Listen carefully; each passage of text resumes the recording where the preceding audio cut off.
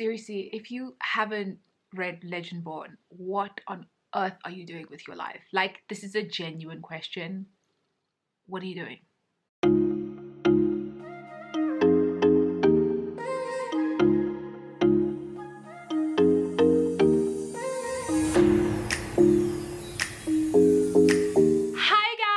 Welcome back to the Pretty Bookish channel, where we talk all things books all the time. My name is Nobi.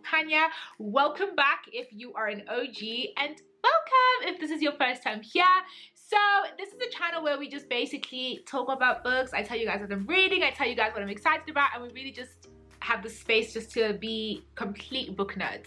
So today I'm going to be doing my February wrap up. February was such a great reading month for me. I managed to get through quite a few books that were on my backlist, but also quite a few new books, and like just generally a lot of like really good books. I got some really great 5-star books this month that I'm excited to talk to you guys about, and a couple of 4 stars. I think I only had like 3 duds or books that I wasn't really sure about, but I think I had a really solid showing this month, just like January. Like, I think this year, I think my picking method for books is just making my reading experience better. I'm trying so hard in 2021 to be more intentional about the books that I pick, in the sense that I'm only reading things I'm excited about, or things that I really want to read. I'm not doing the thing where I read books just because everybody else is reading them, or read books because I think I have to have read this book. If I don't care, if I don't want to, I ain't doing it.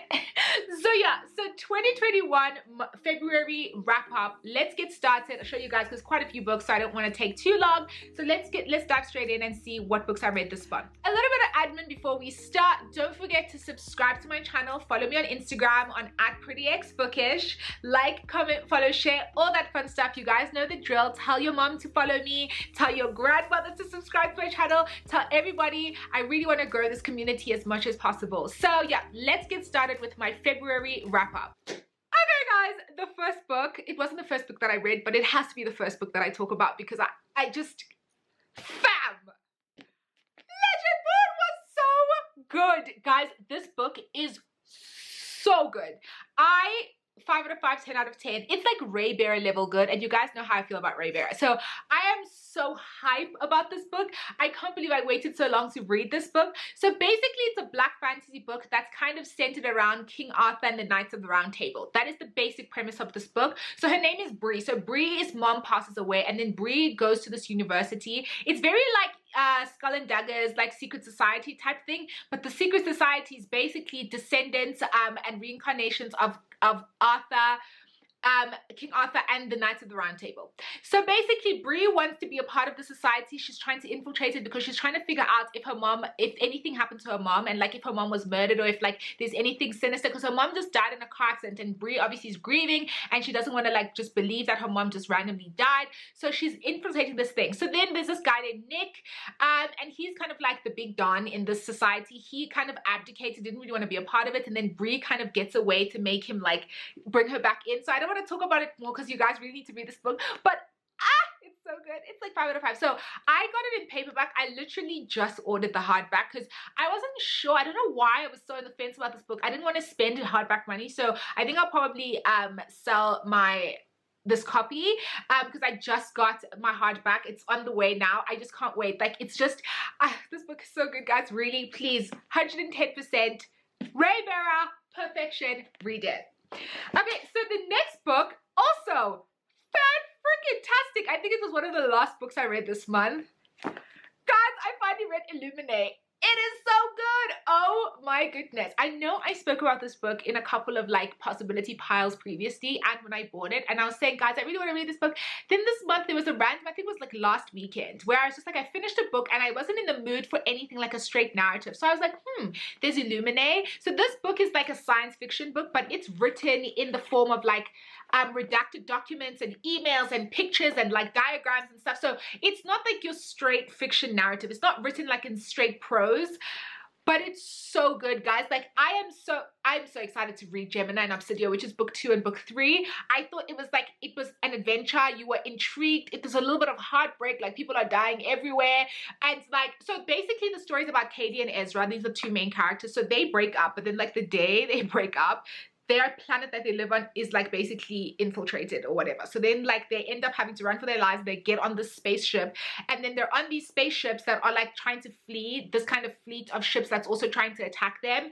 And then like this illness or like this disease breaks out or whatever. So it's like this whole like, it's funny because it's like it's YA-ish in the sense that like they are having relationship drama. They are literally like griping at each other a little bit in the beginning of the book, and it's like, okay, but like it's the apocalypse, sir, so can you guys get your priorities in order?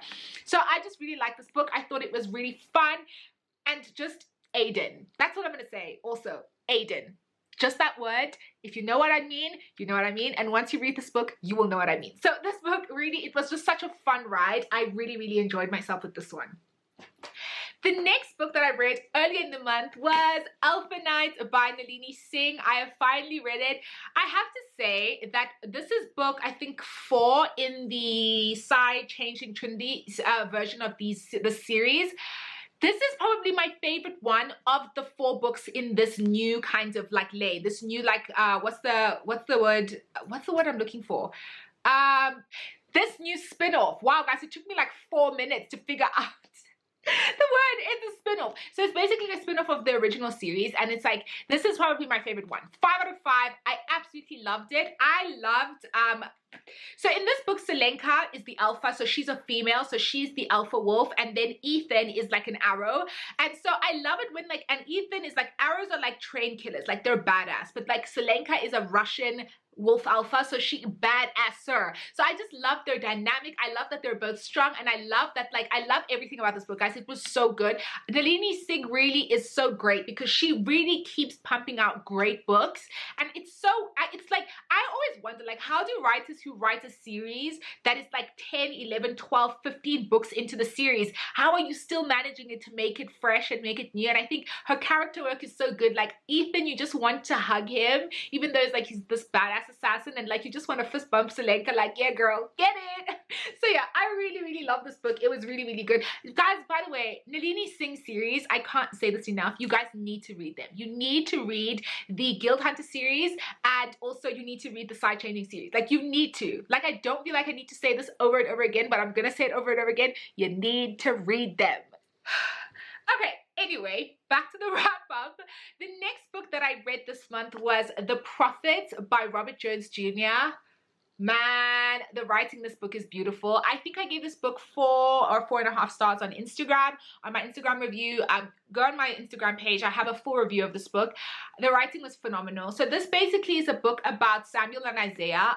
It's a slave narrative on a plantation, and they are 2 men who fall in love and are basically in a relationship, and how everyone in the community kind of doesn't say anything and looks the other way and kind of accepts them as they are, until one of the other slave men, basically in a way for him to try and get good with the plantation master and for his own gain, basically starts to preach the gospel, the kind of church kind of stuff, and now forces the community to kind of turn against Isaiah and Samuel. And it's just, guys, it's harrowing. It's so sad. Like, it's heartbreaking. Honestly, this book is heartbreaking. It's gonna hurt you.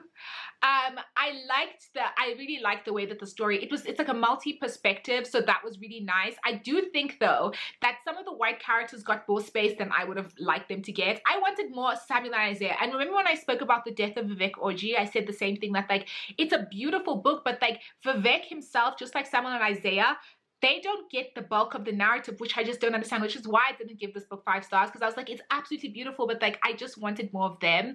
And the writing is one of those books, like I've said this in my vlog, it's writing with a capital W, fam. Like, this is like literary, so you need to be ready. Don't think that this is just going to be a quick, like, there's a lot of metaphors and extended metaphors, and like the writing gets abstract in some places, and I would say in some places it overextends itself, so it's too much.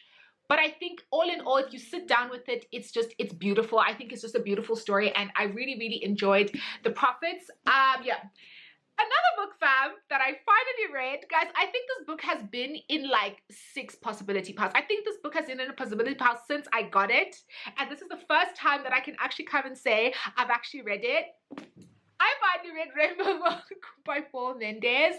To be honest, I was a little bit disappointed by it. Oh, guys, it's not that oh god, it's got look, I think I had really high expectations of this book. By the way, this cover is still going to be, this book I'll never get rid of. So don't even ask me if I can sell you this book. It's staying on my shelf because the cover is A1. Beautiful black boy in the cover. Anyway, so the book, I think for me, I still need to think it through to write it because I haven't done my Instagram review because I actually just finished it this week. But the narrative struggled to sustain itself. Like, the jump between part 1 and part 2, you only realize at the end of the book why that happened. It wasn't seamless. The time frame jumps were not seamless. And Jesse's story especially, like, it lacked a certain depth that I was expecting. It lacked nuance, and I didn't particularly like the way that it was structured. But I also think like it was such an important topic of discussion. So I don't know. I just think like I was disappointed in the way that the book, I'd be interested if you've read Rainbow Milk, if you had a similar experience, if you like just found there was something missing. There was something about it that didn't work. But at the same time, like, so I don't know. Would I recommend this book? I would definitely say get it from the library. Or like also the audiobook. I listened to the audiobook in some parts and I thought it was pretty good, but like, yeah, this book disappointed me a bit, so I don't know. But anyway, I finally read Rainbow Milk, and look out for my actual full Instagram review when I have like the time and the energy to write it. The next book that I read early on in the month, wow, I can't even pick it up. What's happening? Is Everybody Looking by Candice Elo. Again, the cover, honey. This is like, I'm going to show you guys. This is the most beautiful cover that has ever existed in the history of coverland. Like, it's so gorgeous. The colors are so bright. It's me. It's a mood. It's me. So this book is about a girl named Ada. So Ada is a Nigerian American immigrant. Her parents immigrated, and she kind of, by the way, it's a book written in verse, and basically explores what it's like to be Black in these spaces and the dislocation, and also living in a Nigerian family. And then so Ada basically goes to college. So this book is set when she goes to university, but it jumps time frame back and forth between her in middle school, her as a teenager, and then her is trying to find herself in college.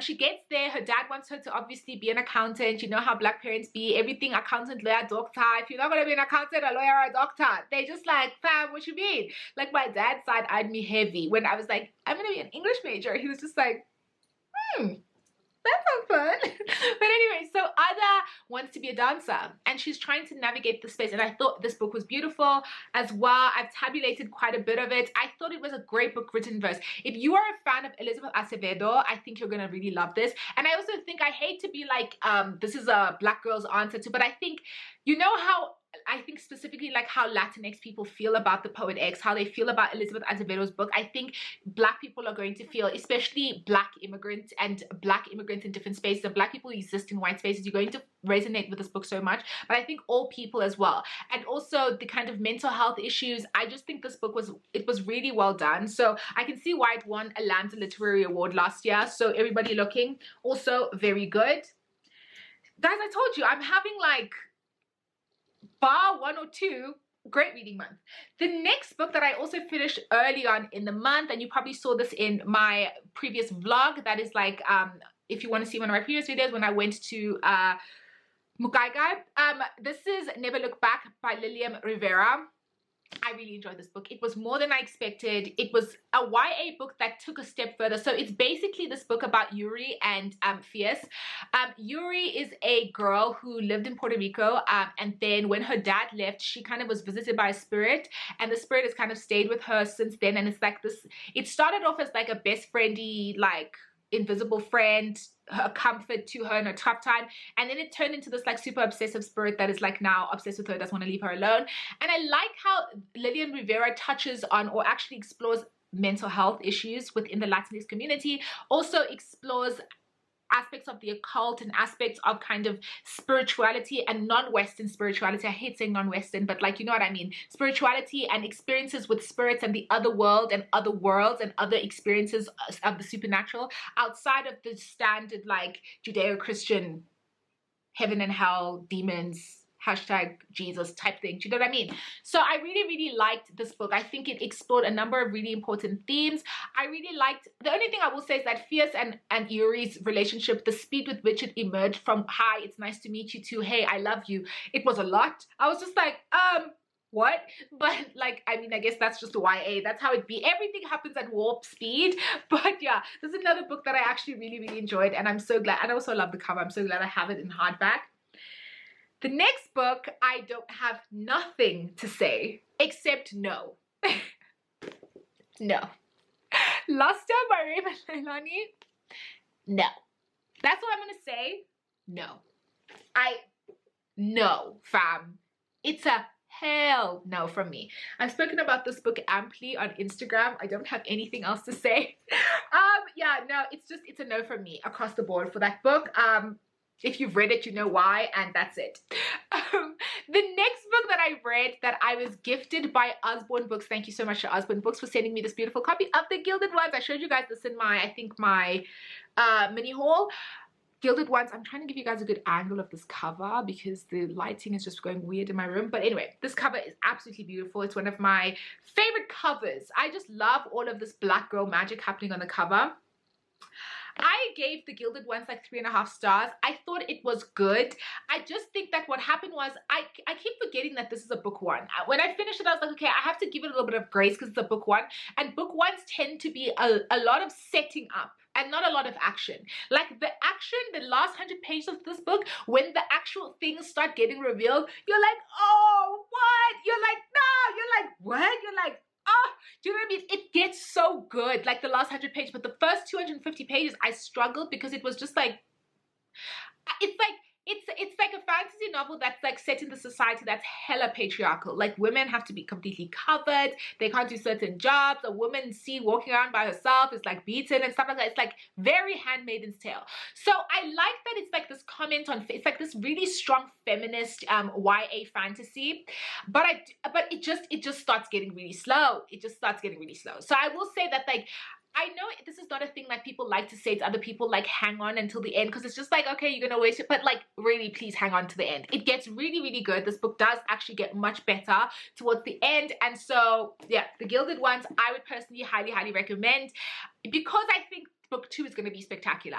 The last 100 pages of this book make me think that book 2 is going to be phenomenal. So I would definitely say that like I recommend this book. But still, if you're going to read one, if you're going to read one African fantasy, can I just say, please read Raybearer. I'm saying this again for like the 12th time. Read Raybearer. Okay, so the next book that I read this month was Nobi From Here by Natasha Omakodi and Kalulu Banda. Another one that I have finally read, that I got gifted a couple of months ago by Blackbird Books. So thank you so much. Finished this book. I liked it. I didn't love it, but I really enjoyed it. I thought it was such a good... she's such a fresh new voice. I really like her writing style in terms of like her wording and stuff like that. However, I will say that my biggest problem with this book is that I felt like it was way too short. Like, and I know I'm always like complaining about books being too long, but this book is about 200 pages, and the amount of topics, it's giving me the Vanishing Half vibes. The amount of things that are being unpacked and discussed, so it's a multi-character, multi-generational, multi-location book. 200 pages is way too short. Like, it got to the point where like there was a scene that took like 2 pages towards the end that should have been at least like a chapter. Do you know what I mean? There's certain things that like didn't get unpacked properly, that interactions that weren't really given the space that they needed because the book was just too short. But I thought that the bare bones of this book, like the foundation of this book, was actually really good. I like the story. I like what Natasha was trying to do. I like the story she was trying to tell, but I just felt like it was too short. I thought that this book needed another 100 pages at the very least. So yeah, that's that one. Then the other book that I picked up on a whim as well, wow, that pile is gonna fall, is Summer of Salt by Katrina Leno. So I got this book at the exclusive book sale, I think last year, for like 30 Rand, because Darian, her handle on Instagram is Your Favorite Plot Twist. She read this book and she said it's one of her favorite books, and I was like, when I saw it for like 30 Rand, I was like, okay, let me get it. I thought it was really interesting. I really liked it. It's not my favorite book or whatever, but it was one of those books that I'm like, oh, that's like an interesting new voice or an interesting new writer that I've never heard of. So the basic story is that there's this place called By the Sea, and then these two sisters, Georgina, what's Georgina's sister's name? Her twin sister Mary. So they are basically on this island. They're witches. Their family is known to be like witches or whatever. They have like magic or whatever. And so there's this, like, one of their ancestors turned into a bird, and so like every season, like every summer, the bird comes back. So like it's this on this island, one of the big tourist attractions is this bird, this like one of a kind bird. So like all these people called bird heads, like, you know, bird watchers, they come to this island. And so this book takes place like on at one of the summers where the bird now hasn't arrived yet, and people are just like freaking out, and like all this drama that's happening around the bird, and then like now the family's under suspicion and stuff like that. It's not a thriller or like a mystery or anything. It's just like one of those stories. Georgina is queer. She likes girls, and Mary is straight. I just like this book. I thought it was cute. It was wholesome. The underlying message behind it. Also, by the way, trigger warning for sexual assault before I actually say it's so wholesome, yeah. But this book, I thought it made my heart sore towards the end, but also just like I really enjoyed it. I don't know what else to say, but like really glad to have read Summer of Salt. The next book is actually a DNF for me, and it's like my first one of the year, and it's like really like stressing me out, and that is The Beautiful by Renee Ardi. Guys, I just didn't care. Like I got to like page 100 and a bit, and I still was just like not really that interested. So I decided to DNF it because people kept telling me that I need to start DNFing books, even though like I never DNF books. I'm not gonna get rid of it. I know what I'm gonna do. I know myself. I'm gonna put it on the shelf. And then I'm gonna have a gap in my schedule at some point this year, and I'm just gonna look at it and be like, I'm gonna finish this book. But right now I DNF'd it. So yeah. Then the next book that I read is The Pride of Noonley by Shanice Ndlovu. I was gifted this by Mujaji Books also towards the end of last year. So good. This is an African fantasy short story collection written by one writer. This book, I did not know what was happening in like half of these stories, but I love them anyway. It's one of those books where she creates such a unique world, and the references and the words and the names of things and the names of these kingdoms and these people and these empires, there's no frame of reference for it. Like it's not similar to other worlds. So I was confused. But then I was also like, her character work is so good, created characters that you really wanted to get to know and really wanted to. And guys, it's a difficult feat to do in a short story. Short stories are really incredibly difficult to write because it's really hard to make someone care about characters in 20 pages and care about a story in 20 pages. So then what I realized halfway through this book is that each story builds on the last one. So when you finish story 2, there's a little hint of story 1 in the sense of like the world being created. I think it's a singular universe that's created in all these short stories. So I don't know, I really enjoyed it. I think I gave it like 3.75 stars. I thought it was actually really good. I would recommend it. If you're in South Africa, you can get your hands on this book. It's a really, really good book. And she's a fresh new writer, and this is a woman-owned publishing house, so definitely. I was just a little bit confused, but I actually didn't mind. So yeah. Also, this cover, I will never get rid of this book. This is the most beautiful cover ever. So yes, The Pride of Noonley, fantastic. A book I actually only finished like the day before yesterday, and it's been on, I've had it open on my bookshelf for like weeks now. The Half God of Rainfall by Inua Elams. Oh, this book is superb. So it's actually, I think it's a play. It's a book written it's a play written in book form. I wish I could see this play. This is so good. So basically, I don't even know how to describe this, it's amazing, guys. Please just go get this play. It's about this boy. His name is, what's his name again? Demi. So Demi is basically a demigod, and his mother Modupe was sexually assaulted by Zeus. And so he kind of grows up to becoming this basketball phenomenon. So this book is set, it's basically talking about basketball. You can see, like, I think Inua Elams really likes basketball. He becomes this basketball phenomenon really good, and it's like the lyricism of the poetry of the different verses and the stanzas, and like how he describes basketball and how he describes Demi as a god on the court. But then also in the back, in the kind of backstory, or kind of like in the background of this book, is mythology, not just Greek mythology. This is the thing about this book that made me so, oh my god, he fuses all the different gods and goddesses of different mythological and different belief systems together. So you have Zeus and Oshan existing in the same time and space. So basically it's like Zeus is there, and like Hera will be like doing something, and then Oshan will be like summoning Hera, like, sis, what's happening? And then you'll have them talking to Hindu deities, and you'll have them kind of interacting with South American and old like Mayan gods and goddesses, and like old like ancient Chinese, like, guys, it's phenomenal. I'm sorry, I can't carry on because actually, like, I'll just go on forever, but it was really good. And I just, the idea of having all these mythological gods and goddesses and all these figures from different systems of belief coexisting in one time frame, the idea that, like, yes, Zeus exists, but like he is the god of Greece, and then Oshan and company are the gods of Africa. And just like in Egypt, just like in Asia, just like in South America, just like in India, all these gods exist at the same time. And I just thought that this was just like, actually, I love that so much. Sorry, I just like rambled for a hot second there.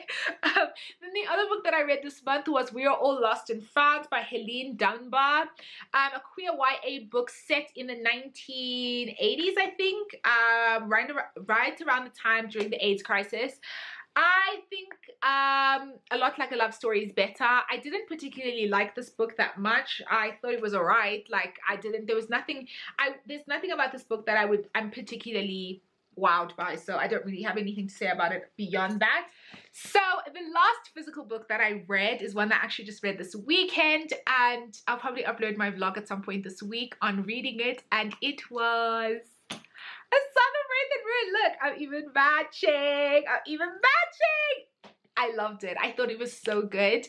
Granted, it's not better than Raybera, and I feel like I have to keep saying that so that you guys will read Raybera because it's so good, but it is really, really good. I thought this book was, I can see why everybody's obsessed with it. The world building was phenomenal. She did the same thing that Tomi Adeyemi and Jordan Ifweko do, that thing that you guys know I love, where the world building happens as the action is moving. So this book, there's a lot of action, a lot of things are happening, a lot of things are being revealed, there's betrayals, there's love, there's a lot going on, and it's in a good way because it's not overwhelming, but it's not, it doesn't fall into that book one trap like I said the Gilded Ones did, where you're just like halfway through, you're just like, what, can something happen? Do you know what I mean? Absolutely loved it. I loved Malik and I love Karina, which never happens that I love both of the main characters. I thought they were both so well articulated, and I just, also Malik, I love the mental health angle that Roseanne Brown was exploring through his character. I just really, really like that, and I think in fantasy especially, mental health is not a topic that's typically unpacked, but I thought she did a great job with this one, and even with Karina, the issue of grief and kind of trying to be the best you can be and not living up to expectations. I really, really like this book. Yeah, so read the description. I'm not going to tell you guys all in all what it's about, but basically, because I will do that in my, actually I did that in my vlog, so watch the vlog if you actually want to know. But this book was phenomenal, and I'm so glad that I finally read it. And also this cover is everything. It's everything. It's gorgeous. Love this book so much. Then the last two books that I actually listened to on audio. Both of them I listened to on Libro. I got advanced listeners copies of both from Libro, so thank you, Libro. The first one is Milk Blood Heat by Dantiel W. Moniz.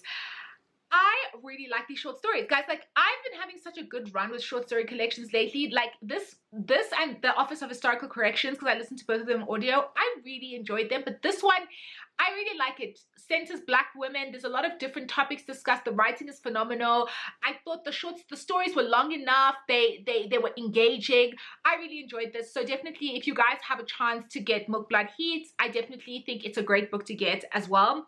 Then the last book that I listened to in audio, I am obsessed with. I'm trying to get the name of the writer correct because I don't want to fumble it, but it's one of my favorite books that I read this month, and it was Somewhere Between Bitter and Sweet by Laikan Zaya Kemp. It is so good, guys. This book, it's like a YA/romance Latinx book. It's Pen is so great. Like, the female main character, Penelope, I love her so much. So basically, like, Pen gets into trouble with her dad because Penelope has been lying about going to nursing school because all she wants to do is to run her dad's restaurant. But her dad, Loki, doesn't want her to run the restaurant. He wants her brother to do it because he wants Penelope to have a different life, have a better life, or whatever. And at the same time this is all happening, they're dealing in their community with this one particular guy who is like a loan shark slash, I don't know what you call the people who kind of help He's a loan shark. Yeah, he's a loan shark. And what he does is he kind of is like threatening the whole community. Some of them are illegal immigrants, and he's basically like forces people to take these loans, and then he kind of like does like, then when they can't pay, he takes the whole businesses. So he's just like generally a villain, right? So then there's Penelope, and then there's the guy, I think his name is, what's his name? His name is not Xander. What's his name? Actually, I don't really know what the main character guy name, can't remember what his name is, because I think I read this book like first week of the month. But he's an illegal immigrant, and he's dealing with trying to find his father. He's like, I think his name is Xander, like Alessandro, but he calls himself Xander. So he's basically trying to find his dad. And so it's this whole fear of like, because his dad left him and his mom in, I'm not gonna lie, I don't know which country it was.